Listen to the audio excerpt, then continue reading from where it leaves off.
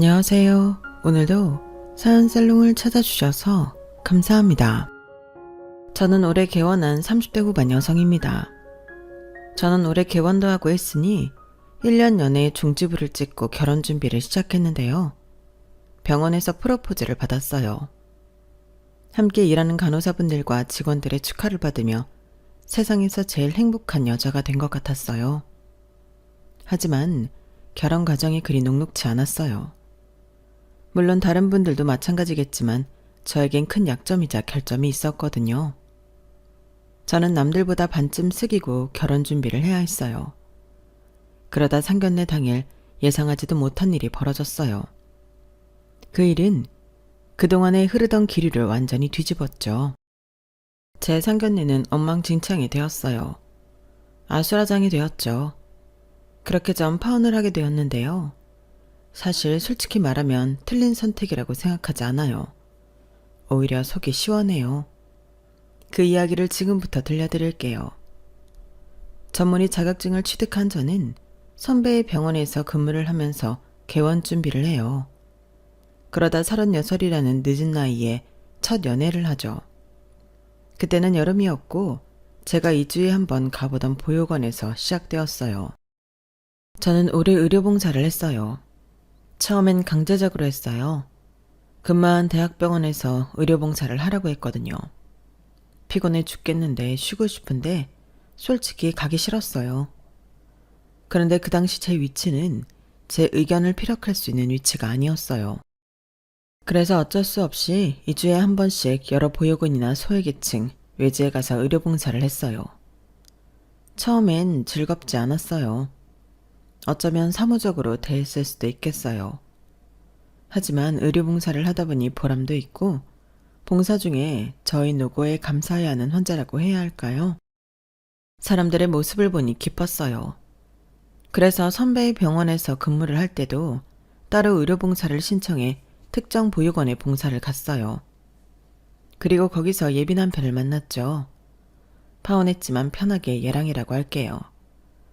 예랑은 중학교 과학교사로 교육봉사를 했어요. 그런데 저와 처음 대화를 한 그날 통솔 인원이 부족해서 예랑도 사람들을 통솔하는 일을 했죠. 가까이 있진 않았지만 예랑의 인기척이 느껴졌어요. 힐끗힐끗 본 예랑은 성실하고 바른 사람처럼 느껴졌어요. 행색도 깔끔했고요. 물론 예랑을 그날 처음 본 것은 아니었죠. 보육원을 오가며 낯익은 얼굴이었어요. 그런데 한 번도 대화를 해본 적은 없었어요. 그날 처음 대화를 해봤죠. 식사 자리에서였어요. 보육원 직원들과 식사를 하고 있는데 예랑이 다가왔어요. 그리고 인사를 했죠. 그러자 보육원 직원 중 한 사람이 예랑을 소개해줬어요. 그때 이름과 직업을 알았죠. 그리고 보육원 직원이 예랑에게 저를 소개시켜줬어요. 그러자 예랑이 뭐라고 했는지 아세요?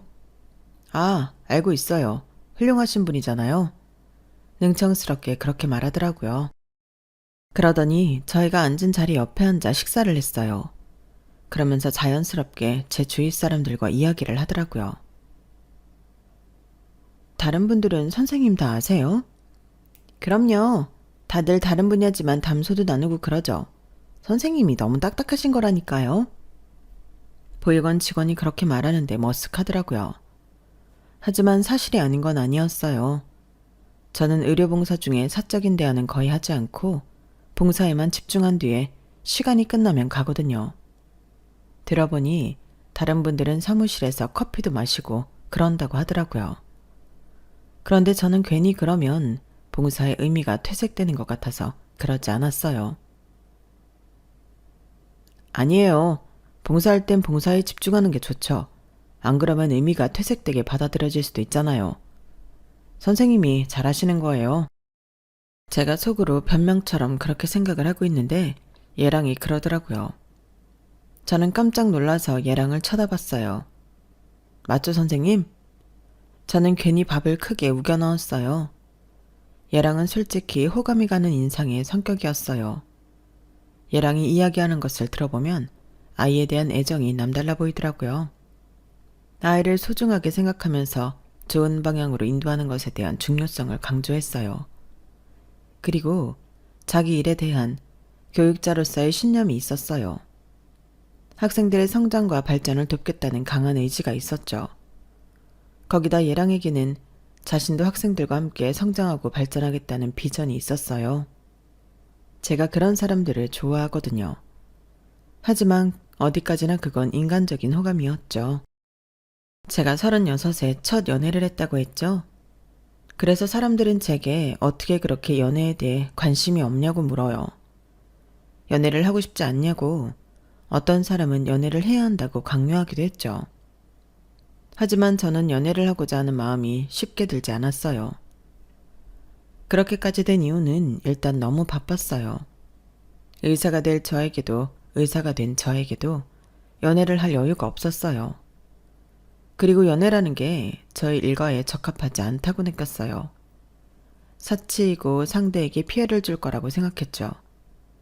그래서 저는 남자에게 인간적인 호감 그 이상을 느끼지 않아요. 게다가 얘랑은 저보다 2살이나 어렸어요. 어린 남자와의 연애는 생각도 해본 적도 없어요. 오히려 저는 듬직한 남자를 좋아해서 만난다면 영상을 만나고 싶다는 생각을 했죠. 그래서 얘랑을 보고 참 괜찮은 사람이구나까지만 생각하고 진도를 더 나가지 않았어요. 그런데 연하남의 질주에 속수무책이 되더라고요. 보육원 직원을 통해 통성명을 한 이후 얘랑은 제게 연락처를 달라고 했어요. 하지만 전 거절했죠. 그럴 필요가 없다고 생각해서였어요. 보육원에서 같이 봉사를, 그것도 다른 분야의 봉사를 하는 사람일 뿐이라고요. 그렇게 3달이 흘렀어요. 3달 동안 얘랑은 번호를 달라는 걸 거절당한 사람답지 않게 저에게 꾸준히 인사를 하고 날씨 이야기를 하고 대화를 시도했어요. 물론 매끄럽진 않았죠. 불편한 티도 냈던 것 같아요. 하지만 얘랑은 포기하지 않고 속히 말해 들이댔고요. 그리고 3달이 지나고 얘랑은 번호를 물어본 게 아니라 고백을 했어요. 진지하게 만나보고 싶다고요. 왜요? 저는 선생님을 알아가고 싶어요. 그거면 충분하지 않나요? 담백한 고백에 마음이 흔들렸으나 저는 여전히 제 생활이 연애에 적합하지 않다고 생각했어요. 그래서 제 생활에 대해 말했죠. 연애할 시간이 없다고요. 저 엄청 바빠요. 지금 개원 준비 때문에 봉사도 겨우 나오는걸요. 연애할 시간 없어요. 에이, 전쟁통에도 사랑은 피어나는데 너무 삭막하게 생각하지 마세요. 제가 선생님 생활에 걸리적거리면 알아서 포기할게요. 그렇다고 걸리적거린다뇨. 그럼 받아주시는 거죠? 저는 일단 대답을 피했어요. 그리고 집으로 들어왔죠. 참 많은 생각이 들었는데 제일 강하게 든 생각이 바로 이거예요. 제가 약점이자 결핍이 있다고 말씀드렸죠? 바로 그 부분인데요. 그 이야기를 하기 전에 제 친구 이야기를 먼저 할게요. 수년 전 제 친구가 남자친구와 이별을 했는데 그 이유가 제 친구의 집안 사정 때문이었어요. 제 친구가 재혼 가정이거든요. 5살 때 친부모가 이혼하고 엄마랑 살았는데 엄마가 제 친구가 18살 되던 해에 재혼을 해서 지금까지 살고 있어요. 그런데 그 집안 사정을 남자친구 부모님이 알고 반대를 했다는 거예요. 아르바이트 하는데 찾아와서는 엄마 팔자 물려받게 되어 있다는 둥, 결혼할 때 누구누구 앉힐 거냐는 둥 고래고래 소리를 들으면서 그런 소리를 하더라. 내가 무슨 지금 당장 걔랑 결혼한다고 한 것도 아닌데 오버도 그런 오버가 없지. 그런데 나 엄청 상처받았어. 이렇게 헤어지는 거. 나 너무 억울해. 억울할 만하지. 그래서 준찬이는 정말 너랑 헤어진대?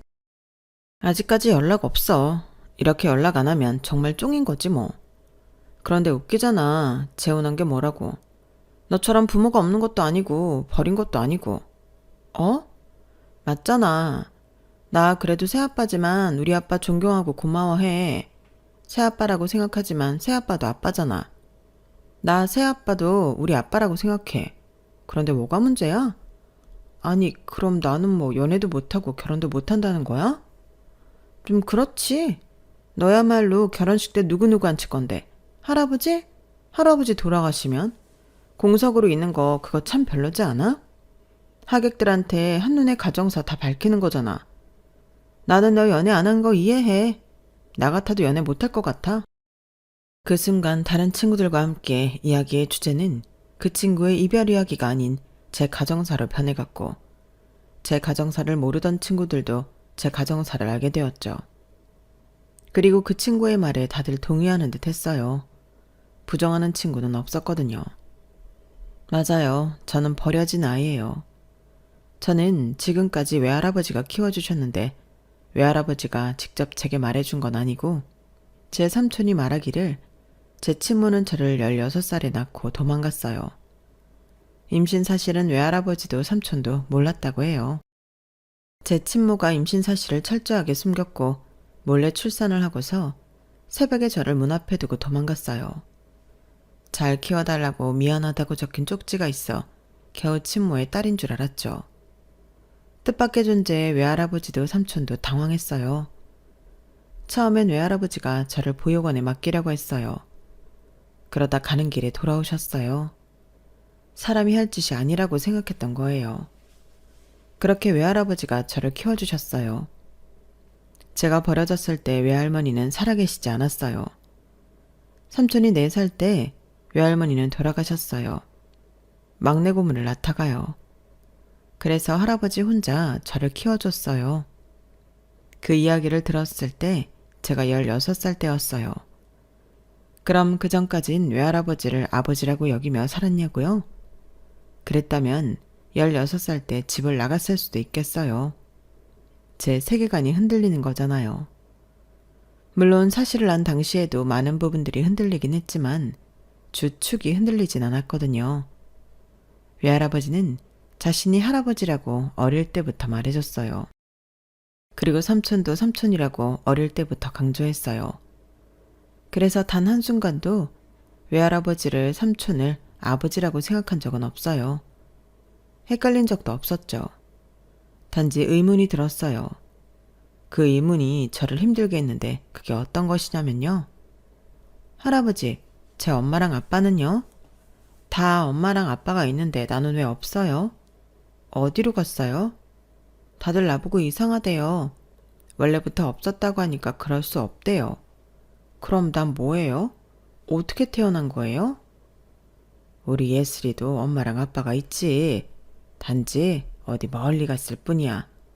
너무 멀리 가서 예슬이를 할아버지한테 부탁한 거야. 그리고 우리 예슬이한테는 할아버지랑 삼촌이 있잖아. 승찬이는 방학 때마다 자기 엄마 아빠한테 가는데요. 우리 엄마 아빠는요? 자자, 이 닫고 잠자야지. 그래야 내일 학교에 안 늦지. 할아버지는 제가 부모님에 대해 물으면 어디 멀리 갔다고 그렇게만 말하고 항상 말을 돌렸어요.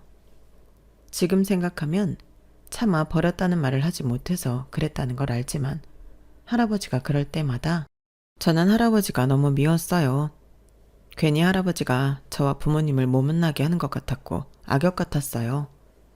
저도 제 나름대로 상상을 했던 거죠. 그만큼 저는 부모님의 부재에 대한 결핍을 크게 느꼈어요. 아무리 외할아버지가 저에게 온 정성을 쏟아 양육을 해줘도 말이에요. 그리고 16살에 삼촌에게 사건의 진실을 알게 된 거죠. 아, 참고로 제 친부는 친모와 동급생으로 친모가 임신을 했다는 소식을 듣고 이미 다른 지역으로 이사를 했대요. 사실을 알기 전에는 공허했고 사실을 안 뒤에는 배신감과 패배감, 수치심이 저를 압도했어요. 진실을 알면 결핍이 해결될 거라는 생각을 했는데 그건 정말 아니란 생각이었고 후폭풍이 있었죠. 제가 공부를 본격적으로 하게 된 것도 16살 때예요. 저는 16살 때부터 미친 듯이 공부에 매달렸어요. 왜냐하면 저를 지키기 위해서였어요.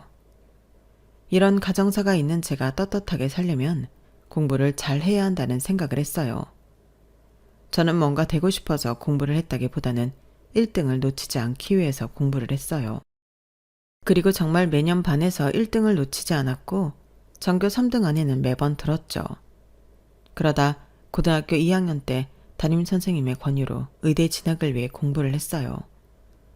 그러고 보면 의사가 된 것도 부모님이 없다는 결핍 덕분일 수도 있겠네요. 하지만 그 결핍은 의대에 입학해서도 저를 괴롭혔고 결국엔 친구의 말로 인해서 인연에 대해 문을 완전히 닫게 만들었죠. 저는 이런 사연 때문에 연애의 문을 닫았어요. 결혼은 생각이 있었지만 아름아름 속이로 만나 조건을 보고 할 생각이었어요. 하지만 아무리 사랑받고 싶은 건 인간의 욕구 아니겠어요? 저는 얘랑을 만나 제가 그런 욕구를 참고 있었다는 것, 그리고 그 욕구가 저를 비집고 나오고 싶어 한다는 것을 알았어요. 그래서 저는 이 모든 걸 얘랑에게 고백하기로 했어요. 얘랑의 고백에 대답을 하지 못한 채로 집에 돌아온 지 3시간 뒤에 얘랑에게 다시 연락을 해서 만났어요. 그리고 제 이야기를 했어요. 말을 하는 도중에 멈추고 눈치를 보고 도망갈 거라 단정짓고 그랬어요. 하지만 얘랑은 천천히 담담하게 제 얘기를 들었어요. 그 친구 정말 너무하네요. 사람 처지에 높낮이가 어디 있어요? 위선자네요. 착한 척하면서 예슬 씨를 비꼬는 게 말이에요. 지금도 그 친구랑 친구인 건 아니죠? 아, 설령 친구라고 해도 괜찮아요. 우리 그런 사람들에게 아니라는 걸 보여줘요. 난 자신 있으니까. 얘랑은 제게 2번째 고백을 했고 그때 저는 고개를 끄덕였어요. 연애를 하면서 얘랑은 제가 생각했던 첫인상을 유지하는 사람이었어요. 게다가 다정했고 연하 같지 않고 듬직했어요. 더군다나 가장 감사했던 건 할아버지에게 잘한다는 거였어요. 연애 초반부터 얘랑은 할아버지를 위한 선물, 영양제 같은 것들을 선물했어요. 혹시 몰라 의사인 저에게 이것저것 물어보면서 신중하게 골라 선물했죠. 그리고 연애를 한 지 3개월이 되었을 때였을까요? 불쑥 할아버지를 뵙고 싶다고 하더니 식사 대접을 했어요. 할아버지가 좋아하는 고급 중식집에서였고 할아버지도 제 얘랑이 마음에 드는 눈치였어요. 그렇게 몇 번 식사를 하다 할아버지가 얘랑을 저희 집에 초대했는데 바리바리 선물을 들고 오기도 했고 맛있게 식사를 하고 전구가 나갔는데 곧장 사와서 갈아주기도 했어요. 그리고 얘랑은 저의 일과를 존중했어요. 선배의 병원에서 일할 때 간혹 야간 진료도 있고 주말에도 진료가 있는데 이해해줬고요. 저는 퇴근하고 나면 방전이 되는 스타일이라 쉬고 싶은 날이 있는데 그렇게 한다고 저를 미워하거나 서운해하지도 않았어요. 게다가 개원 준비로 바쁠 때는 함께 이것저것을 가지며 도와주고 같이 고민해주고 해결해주기도 했어요. 제가 스트레스를 받으면 단 것을 왕창 사와 스트레스 관리도 해줬어요. 저는 개원을 하는데 얘랑의 도움이 컸다고 생각해요. 정말 머리 빠지지 않고 개원했거든요. 그래서 개원을 한 뒤에 병원에서 프로포즈를 받고 고민 없이 승낙했어요. 저는 거의 100% 확신했어요. 얘랑은 제 곁에서 좋은 남편이자 아빠가 될 수 있다고요. 그래서 승낙을 한 뒤에 저희 커플은 양가의 결혼 소식을 알렸어요. 먼저 저희 커플은 제 외할아버지를 찾아갔어요. 외할아버지에게 결혼 소식을 전하자 외할아버지는 눈물을 흘리면서 좋아하셨어요. 그리고 저희는 다음으로 시부모님을 찾아갔어요. 그런데 이상했어요. 얘랑이 저에게 아무 말도 하지 말라고 하더라고요. 우리 부모님 앞에서 실수할까봐 그러지. 그러니까 별 말하지 말고 그냥 잘 웃어. 그러면 좋아하실 거야. 말은 내가 다 할게. 일단 고개를 끄덕였어요. 본인 부모는 본인이 제일 잘 아니까 뭔가가 있겠지 싶었거든요. 그리고 시댁에 들어갔는데 시아버지가 제게 악수를 건넸어요. 이야, 이게 말로만 듣던 우리 의사 며느리야? 반가워요, 반가워. 어서 들어와. 저는 시아버지의 텐션에 조금 당황했지만 반겨주는 것 같아 웃으며 안으로 들어갔어요. 그리고 앉자마자 얘랑이 필사적으로 굴더라고요. 내가 여러 번 말했지만 예슬이는 의사고 내과 의사야. 올해 개원했고 병원 위치가 여기에 있어. 보이지? 여기 상권 좋은 곳 말 안 해도 알죠? 밑에 약국도 있고 우리 예슬이가 어릴 때부터 똑똑했대요. 반에서 1등을 놓치지 않았다고 하더라. 영재의 천재인 거지. 게다가 나랑 봉사활동으로 만났다고 했죠? 공부도 잘하고 돈도 잘 버는데 심성도 곱다니까? 뭐 하나 빼놓을 게 없어요. 너는 네 와이프 될 사람이라고 너무 자랑하는 거 아니야? 꼴사납다. 에이, 아직 할 말이 한참이나 더 있는데 그럼 그만해요. 그러면서 얘랑은 계속 제 자랑을 했고 저는 나 부끄럽더라고요. 시부모님은 얘랑 이야기를 들으며 반짝이는 눈으로 저를 계속 봤어요. 아무튼 우리 예슬이는 이런 사람이니까 결혼 허락할 거죠? 결혼을 허락하고 말고가 어딨어. 둘이 좋다는데 하는 거지. 그래서 결혼 날짜는 언제쯤으로 생각하는데? 아직 날짜는 안 잡았는데 엄마가 아는 데 있으니까 좋은 날로 잡아줘요. 아, 그럴까? 그럼 아가씨, 생년월일이 어떻게 돼? 우리 그런 거 좀 따지거든. 저는 89년생 1월 16일 생일입니다. 89년생이면 우리 동진이보다 2살 많은 거야? 그것도 1월이네? 혹시 빠른이에요? 엄마는 요새 연상연하 커플 많아. 그리고 나이가 무슨 문제가 돼요? 의사 며느리라니까. 나중에 의사 사위도 보고 싶으면 그런 거 가지고 문제 삼으면 안 되지. 그치 자기야? 2살 많으면 지금 37살? 지금 당장 애를 가져도 노산인 건 알죠? 엄마, 오늘 처음 보는 사람한테 무슨 말이야. 37에 개헌한 것도 빠른 거야. 엄마는 뭣도 모르면서. 그리고 요새는 시험관도 있고 방법이 많은데 왜 그래? 아가씨, 설마 나이도 많고 의사라고 우리 아들 부려먹고 그러는 건 아니죠? 시어머니가 그런 말을 하자 얘랑은 한숨을 푹푹 쉬었어요. 우리 아들이 의사는 아니지만 나름 좋은 대학 사범대 들어가서 임용고시도 단번에 붙고 철학을 가진 본보기가 되는 애 교사예요.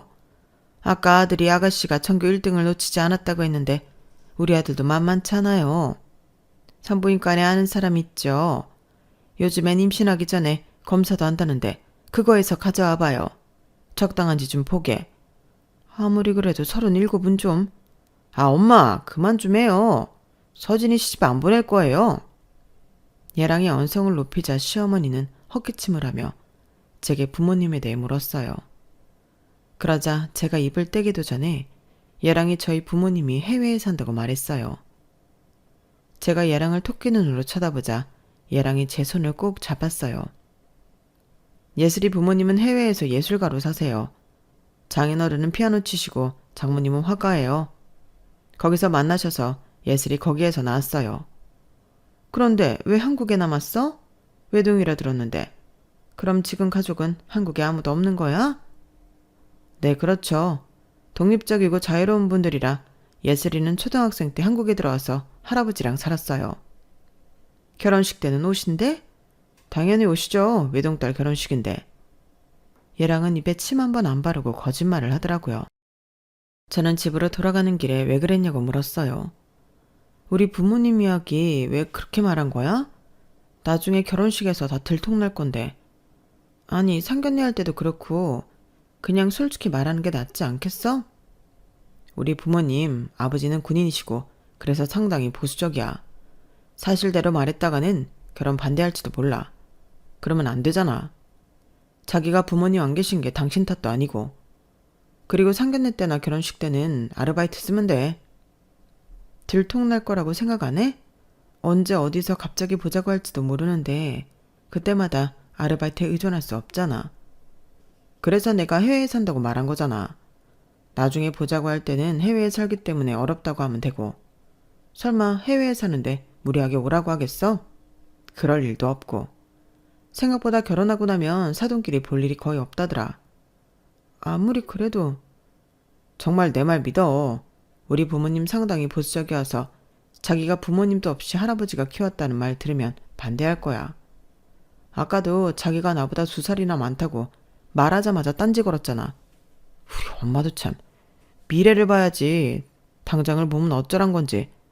의사 며느리 두면 이래저래 얼마나 도움이 되고 어깨도 피는데. 사람이 멀리 봐야지. 안 그래? 설마 자기 내가 부끄러운 건 아니지? 내가 부모님도 없고 할아버지 밑에서 큰 게 말이야. 에이, 설마. 나는 멀리 보는 사람이기 때문에 그런 건 전혀 신경 안 쓰여. 사람이 어떻게 다 똑같은 조건에서 자랐겠어. 다 다른 거지. 그냥 좋은 게 좋은 거라고. 그래서 내 말대로 하자는 거지. 자기가 부끄럽다거나 그런 거 아니니까 걱정하지 마. 그런 쓸데없는 생각을 하는 줄은 몰랐네. 그래, 일단 알겠어. 그 문제는 내가 조금 더 생각해 볼게. 그럼 의사 사위라느니 아가씨 결혼 이야기는 뭐야? 아, 그것도 마찬가지로 멀리 보자는 거지. 혹시 또 모르잖아.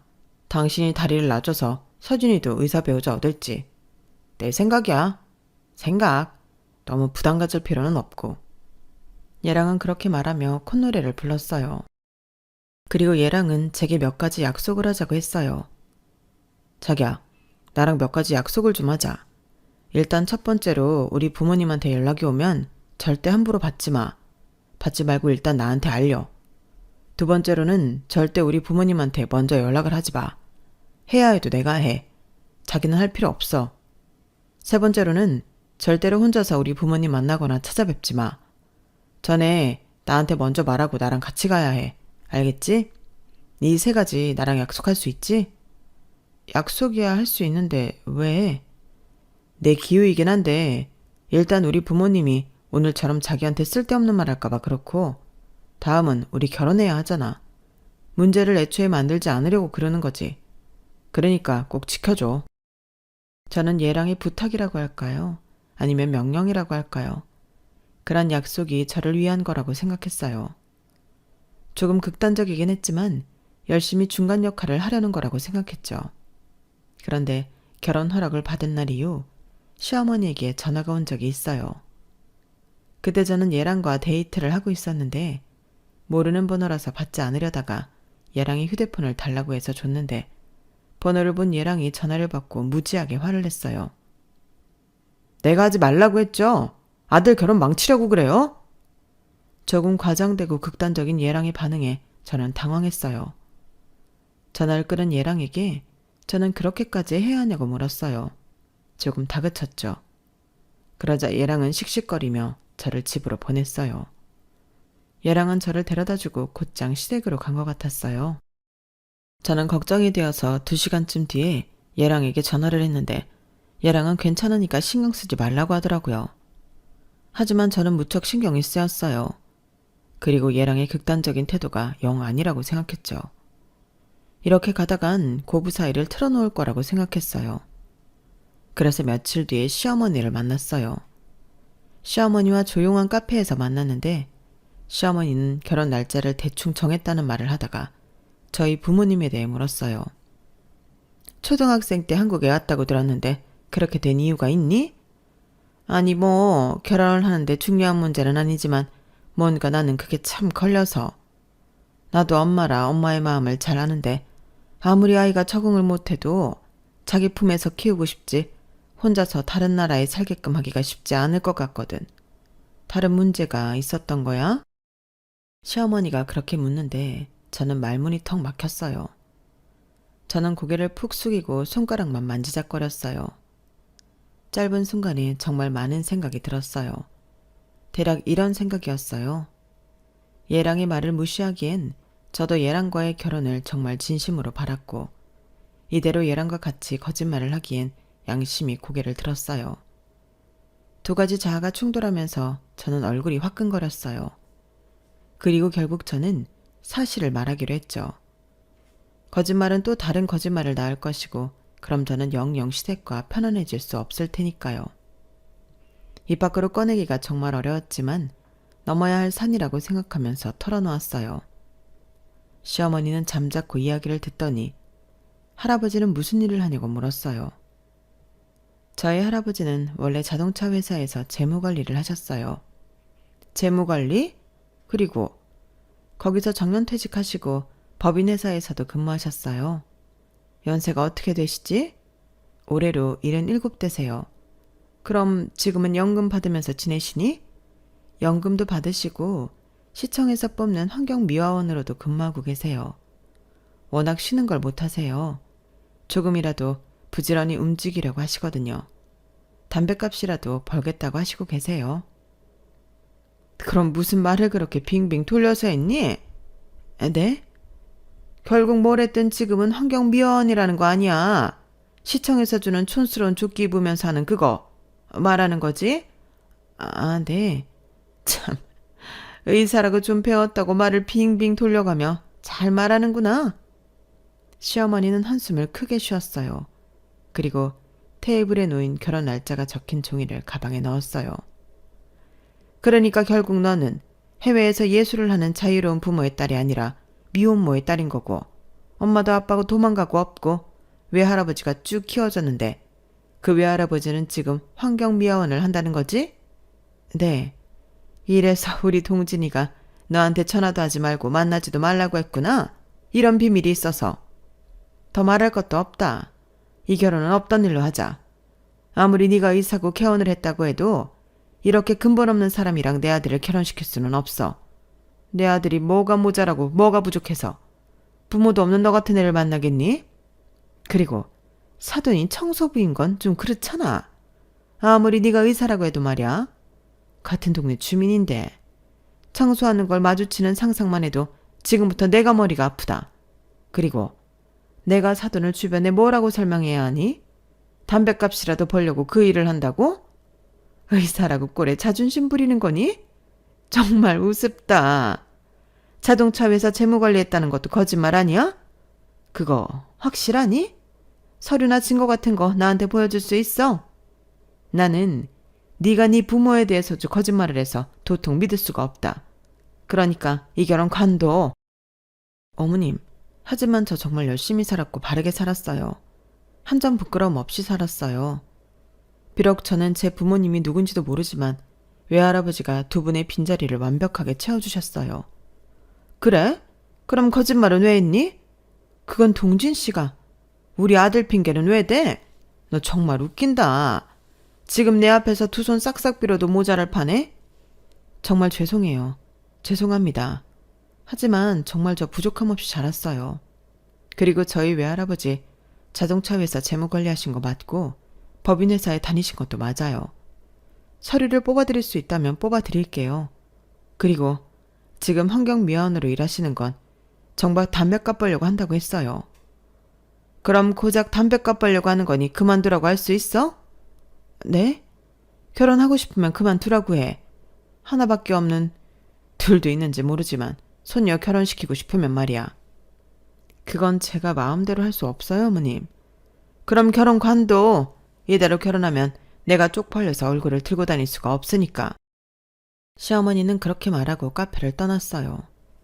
저는 울다가 집으로 돌아갔죠. 그리고 예랑이 찾아왔어요. 예랑은 저에게 막 화를 냈죠. 결혼을 안 하고 싶은 거야? 그 이야기를 왜 한 건데? 대체 생각이 있는 거야, 없는 거야?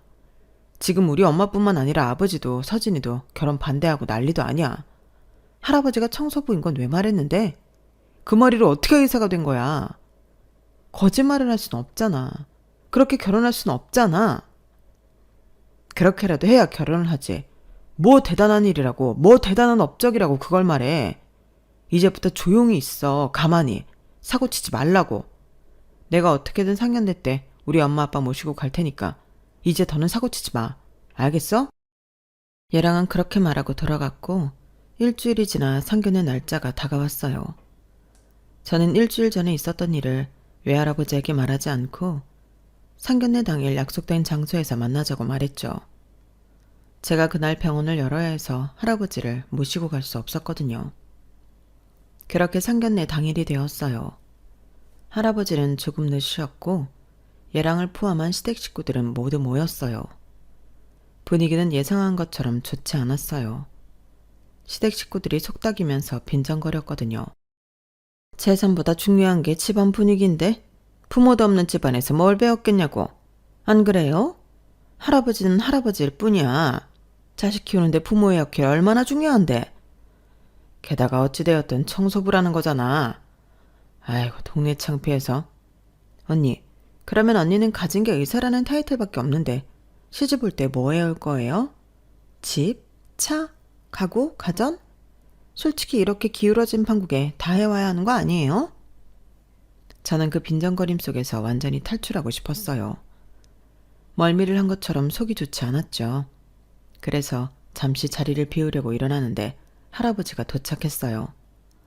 아유, 늦어서 죄송합니다. 오래 기다리셨죠? 오면서 차가 막혀서요. 주말이라 다들 나들이를 가는지. 상황을 모르는 할아버지는 순박하고 해맑게 장소로 왔어요. 저는 악몽이 시작될 것을 예감하고 눈을 질끈 감았어요. 그런데 시댁 식구들이 할아버지 얼굴을 보고 화들짝 놀라는 거예요. 그리고 할아버지도 어? 하며 시댁 식구들을 아는 눈치였죠. 그리고 시댁 식구들은 모두 얼굴이 붉어진 채로 딱만 봤어요. 시아버지는 아무 말도 못하고 시어머니와 시누이는 나가자고 시아버지를 설득했어요. 그리고 할아버지만 허허 웃으며 말했죠. 학연도 인연이라고 여기서 만나네요. 저는 할아버지에게 무슨 일이 있었냐고 물었어요. 할아버지는 제게 상황을 설명해줬죠. 때는 닷새 전이었어요. 닷새 전에 할아버지는 차량 접촉사고를 당했는데요. 주차된 할아버지의 차를 박은 건 초보 운전자인 시누이였어요. 시누이는 저와 할아버지가 사는 아파트에 살고 있는 친구의 집에 놀러 왔었죠. 놀다가 집에 가려고 차를 빼는데 우당탕탕 옆차를 박은 거예요. 처음으로 사고를 낸 시누이는 너무 놀라서 차에서 내려 차가 긁힌 것을 확인하고 도주하려고 했어요. 아가씨, 잠깐만요. 그러다 차주인 할아버지에게 딱 걸린 거예요. 할아버지가 차를 박았으면 연락을 해야지 이렇게 가면 뺑소니라고 설명했어요. 아니 뭐 이 차주 되세요? 남일인데 그냥 가시죠. 시누이가 뻔뻔하게 나오자 할아버지는 자기가 차주라고 이 번호로 전화해보라고 했어요. 그러니 차주가 맞거든요. 그래서 시누이는 더 당황해서 차에 타려고 했어요. 그런데 시누이에게서 술 냄새가 나는 거예요. 술을 마셨냐고 물으니 시누이가 향수 냄새라고 발뺌을 했어요. 그리고 차에 올라타 그대로 도주를 했어요. 할아버지는 결국 경찰에 신고를 했죠. 그래서 경찰서에서 시댁 식구들을 만나게 되었어요. 시아버지는 연신 사과를 하고 시어머니는 초범이라서 당황해서 그런 거다. 초범이니까 봐달라고 고래고래 소리를 질렀어요. 그때도 시누이는 할아버지에게 어떤 사과도 하지 않았고 시부모님 뒤에 숨어 있었어요.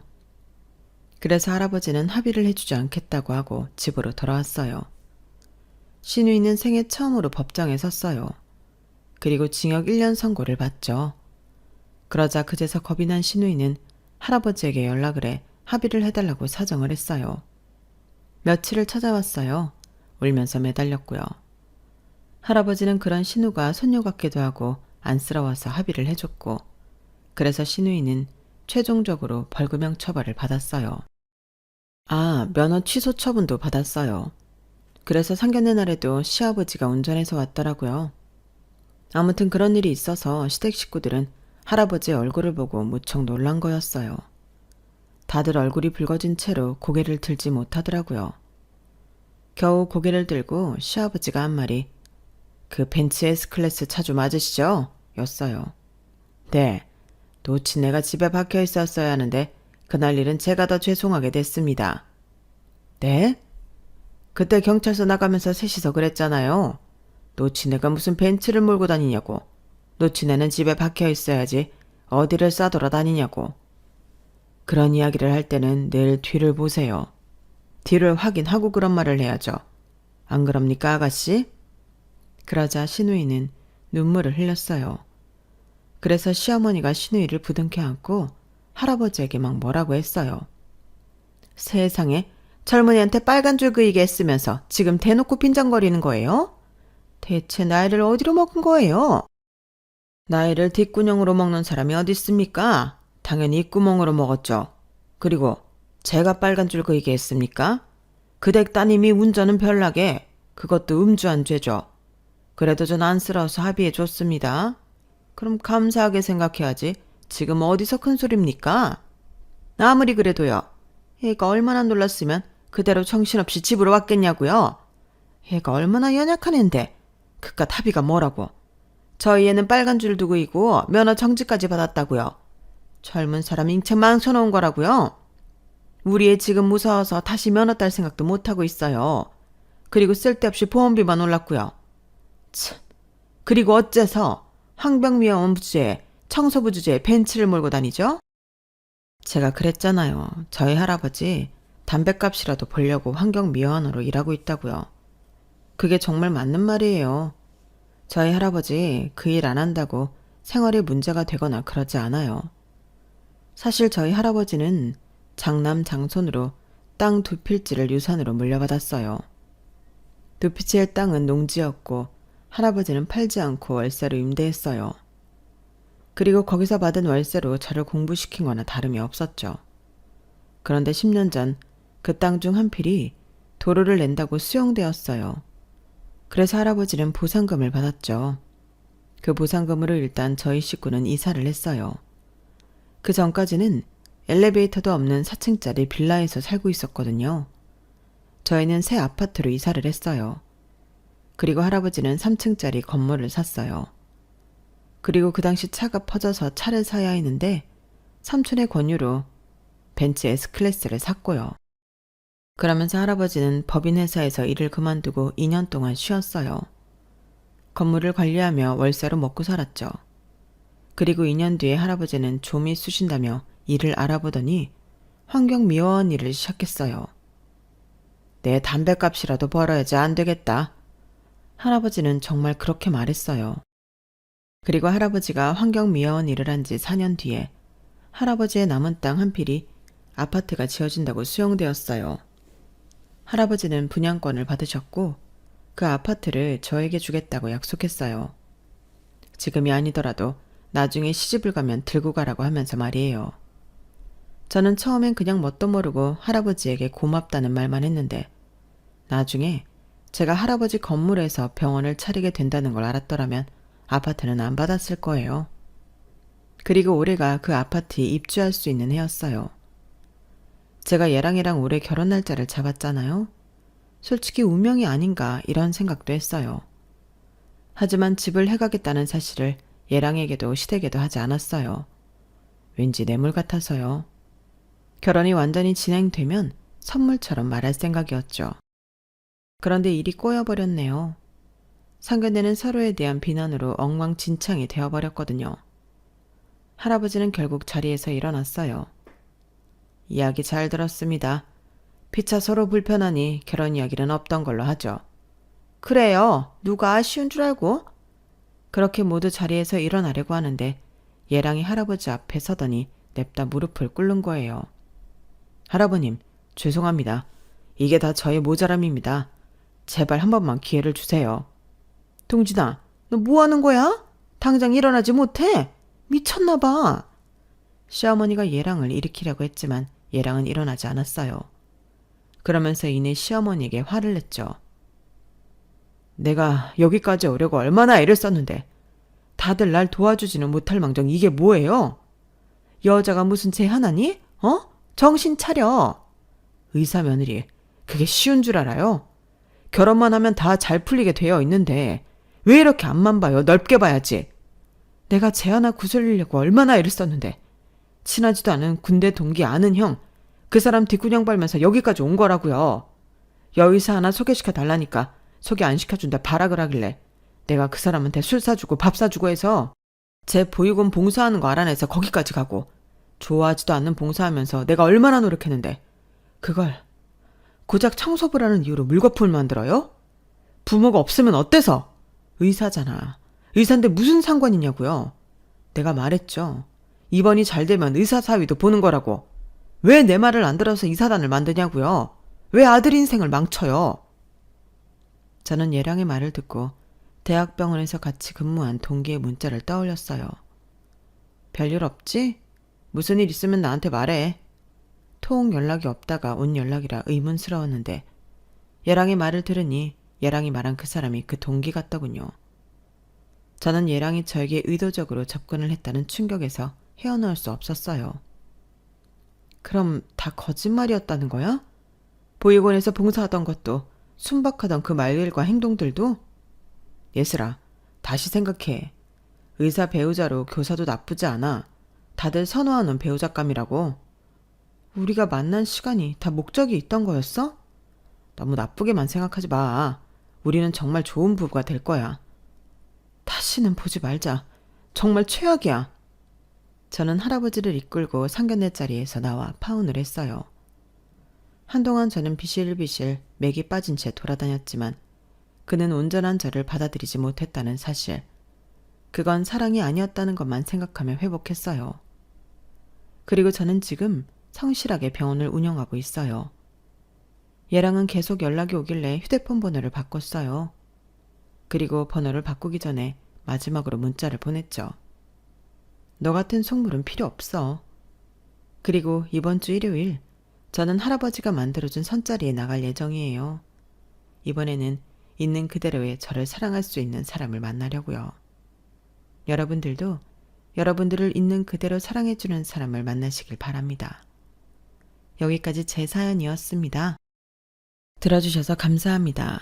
다들 항상 평안하시고 행복하세요.